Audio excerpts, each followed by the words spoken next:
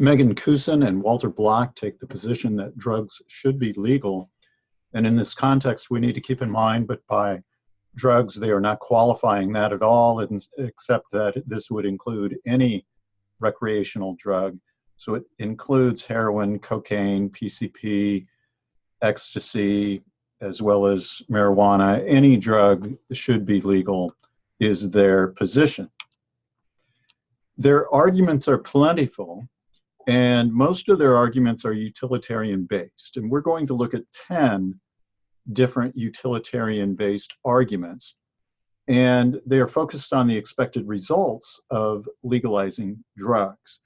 So part of the nuance of investigating the arguments related to drug legalization are related to practical matters of what actually occurs when drugs are legalized. And since we've never been in a position in our culture where everything was legal, this is a matter of extrapolating from what we know now. One exception to the utilitarian-based arguments is the initial argument that is more rights-based. So let's look at that first argument. The first argument they provide is a libertarian argument for legalizing drugs. By libertarian here, we do mean libertarian in the political sense. The idea is that having drugs be illegal is a violation of personal liberty that is provided in the Constitution. And the part of the Constitution is in the preamble, the idea that we have a right to pursue happiness, and our founding documents emphasize the freedom to do with our bodies as we choose in our right to pursue happiness. So if we have the right to pursue happiness, that's true as long as it does not infringe on others' rights to life and property. There is an old saying, you have a right to swing your arm around and your fist, but it stops at another person's nose, right? You don't have the right to swing your fist into somebody's face. So there is that limit. But barring that idea of harming somebody else, taking away one's right to pursue happiness through drugs would be to make a person a slave of the state, is the position of Cussen and Block. Now, since there are so many arguments that they are providing, 11 total, I will provide a brief criticism from the other perspective as we go through the arguments. Not always, but often we will do that. So here's a question. Do you think that you are enslaved due to a restriction on taking drugs, certain drugs? They say that this makes you a slave of the state. I think, of course, they might acknowledge this is hyperbole. It seems like there are many other restrictions on us, some for our benefit, wearing a seatbelt, wearing a helmet while driving a motorcycle, at least in certain states. How about the requirement to use headlights when driving at night? It's not like everything that the state requires us to do is making us a slave. We're not just free to decide to drive without headlights, but that doesn't really enslave us. Now, I think the real concern for Cussen and Block is not the literal, are you going to be a slave of the state, but that they're concerned that it's taking away our libertarian rights. So most of their arguments, 10 arguments, are based on utilitarian principles and positive consequences. And so we'll run through these one by one, and again, often considering potential criticisms. First, free trade benefits all parties because all sides get what they want, right? Otherwise, they wouldn't engage in the trade freely. So somebody who's selling drugs wants the money for the drugs. Somebody who's buying drugs would prefer to give up their money in order to have the drugs. And it seems like a free exchange, just like we all engage in when buying groceries, for example. Now, some might object to the trade of drugs, unlike the exchange of groceries. But then again, some might object to the trade of cigarettes or alcohol or trans fats, but we don't make these things illegal to trade, to buy and sell. So they're saying, sure, some might find this offensive or even something that they would never engage in, but that doesn't mean we restrict it for everyone. A second claim is that crime would be reduced. Now, this is a fairly complicated issue. They raise a few points here. Lowered cost of narcotics would eliminate theft and murder associated with their high prices. So the idea here is that since drugs being illegal makes their cost very high, people might resort to crime, especially theft, in some situations murder, in order to obtain the drugs or in order to maintain a turf so that they could control the drugs in that certain area. Now, this does assume a less than proportional increase in demand. If the cost of drugs are lower, that might allow for an increase in demand, especially if they are legal. And that is certainly a question to investigate. Second point they make about crime is that drug-related gang wars and street violence would be reduced. I hinted at this when I mentioned the murder in point A, the idea that there is a lot of turf wars involved in controlling the drug trafficking. And so if you made them legal, all of that, those kinds of issues would go away. The cartels would go out of business due to lack of profits, cartels being especially violent, and so this would be an overall benefit. Crime would be reduced, and one of the reasons they claim this besides the above is that there no longer would be any illegal drug use, right? If nobody's doing something illegal by using drugs, then of course, by definition, you're going to have less crime. And it would promote social stability. A related argument here is that people who use drugs may grow to have a disrespect for the law and violate laws in other ways. But if drug taking was legal, that would not happen. Let's continue on these points on crime. So they speak about prohibition as an example.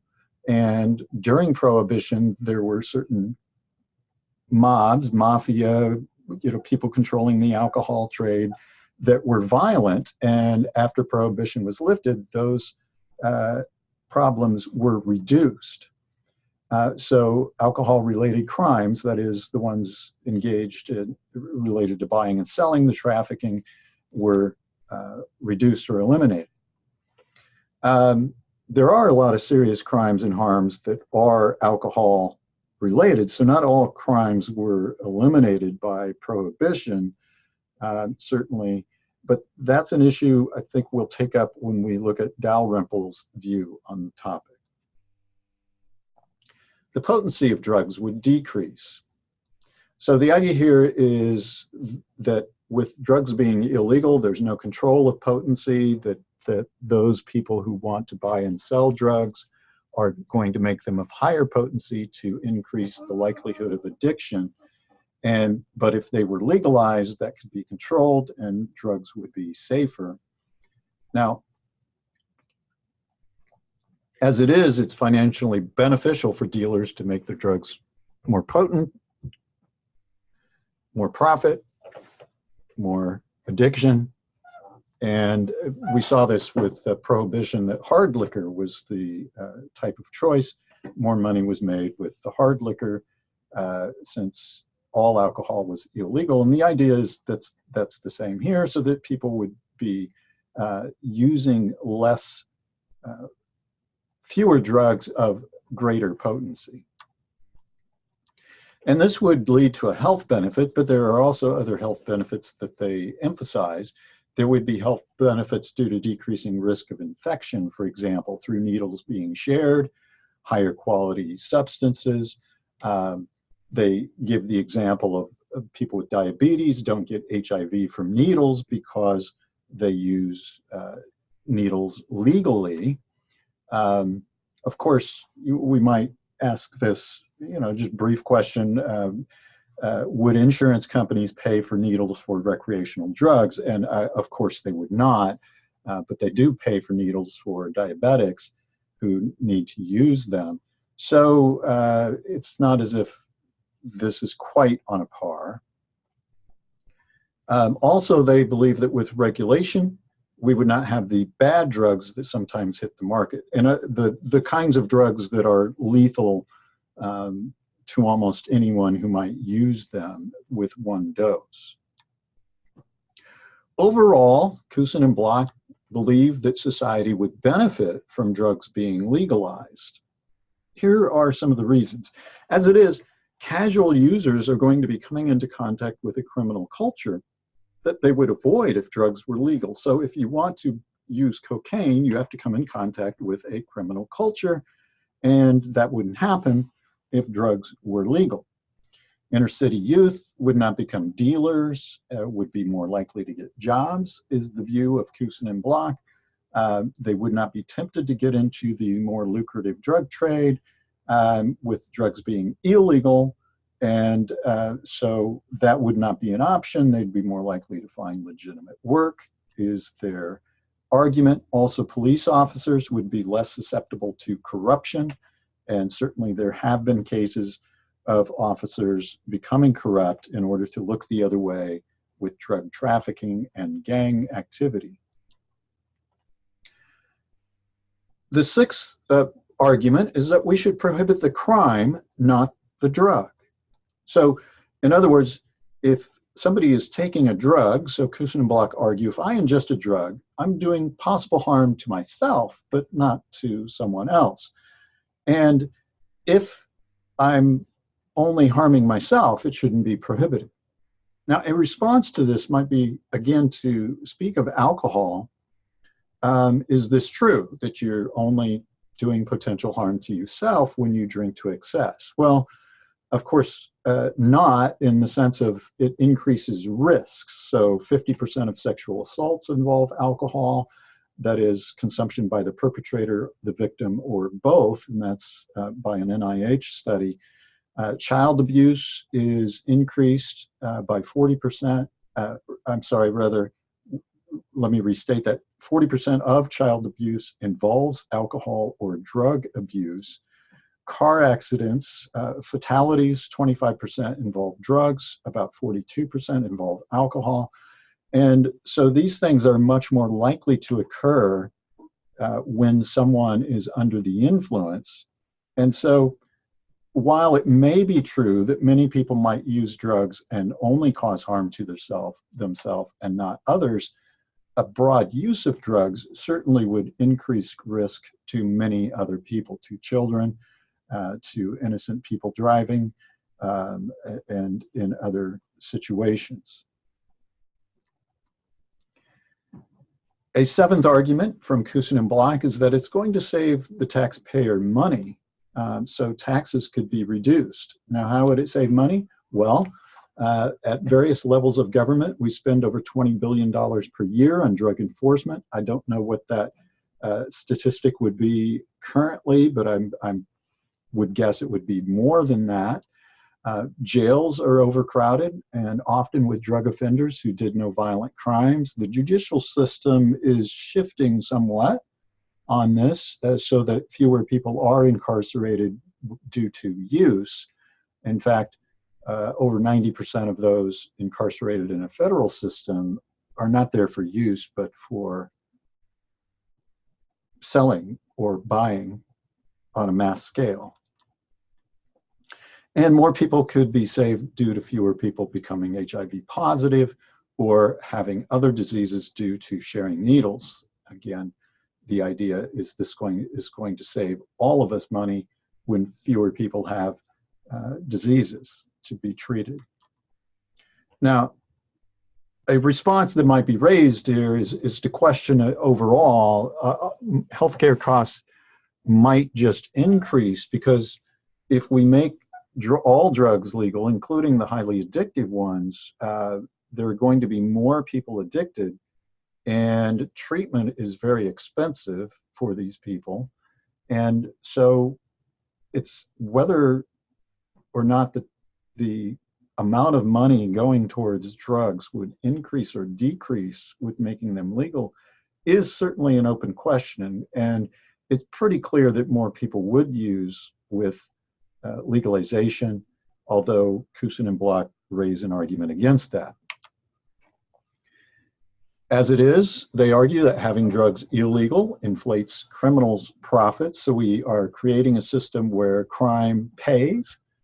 And the idea here is that each time a bust occurs or a shipment is captured and destroyed, the criminals benefit. That's a quote from the text. The page number may not be accurate on that, but that's a quote from their article.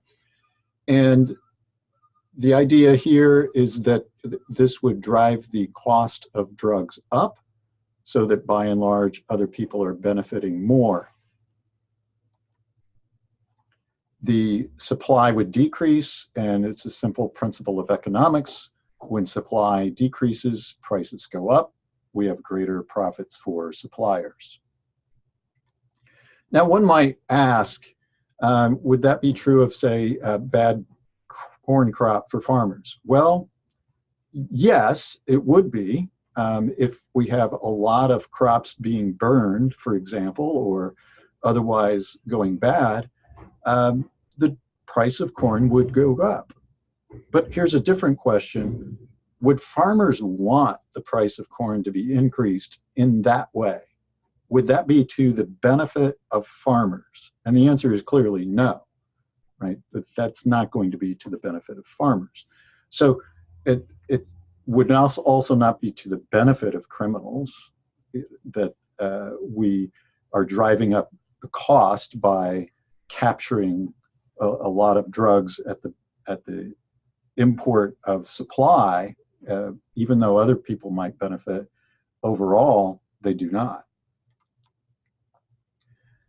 Now, I mentioned earlier the elasticity of the demand for drugs. The idea here is how much does one's desire for drugs or one's use of drugs change related to their being illegal or legal.